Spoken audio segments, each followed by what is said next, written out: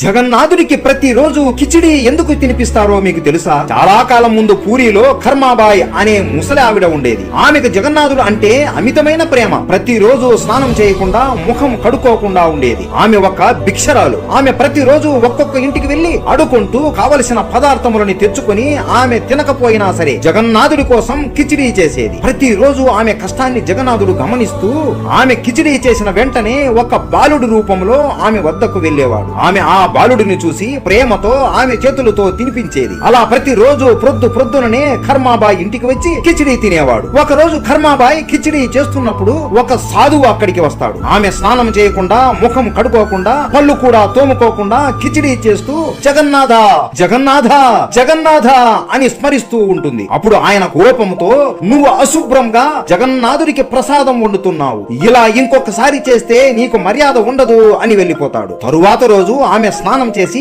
కిచిడి వండుతుంది. కానీ ఆ రోజు చాలా ఆలస్యం అయిపోతుంది. ఆలస్యం అయిపోయింది అని ఆమె ఎంతో బాధపడుతుంది. ఆ బాలుడు వచ్చి కిచిడి తింటున్నప్పుడు మందిరంలో కూడా మధ్యాహ్నం భోజనాలు మొదలు పెట్టారు. జగన్నాథుడి ముఖం మీద కిచిడి మెతుకులు ఉన్నా కూడా శుభ్రం చేసుకోకుండా పరిగెత్తుకుంటూ ఆలయానికి వెళ్లిపోతాడు. అక్కడ పూజారులు జగన్నాథుడి విగ్రహాన్ని మూతికి కిచిడి మెతుకులు ఉండడం చూసి ఆశ్చర్యపోతారు. అప్పుడు అందరికీ అర్థమవుతుంది, మన ప్రభువు అన్నం తినిపించే చెయ్యి చూస్తాడు కానీ ఆ చెయ్యి ఎలా ఉంది అని కాదు. అప్పుడు అక్కడ ఉన్న సాధువులు అందరూ కర్మాబాయి ఇంటికి వెళ్లి ఆమెకి క్షమాపణ చెప్పి ఆమె కిచిడి ఎలా చేస్తుందో నేర్చుకుని అప్పటి నుండి ఇప్పటి వరకు ఉదయాన్నే కిచిడి చేసి జగన్నాథుడికి మరియు భక్తులకు పెడుతున్నారు. అందరూ చెప్పండి, జై జగన్నాథ.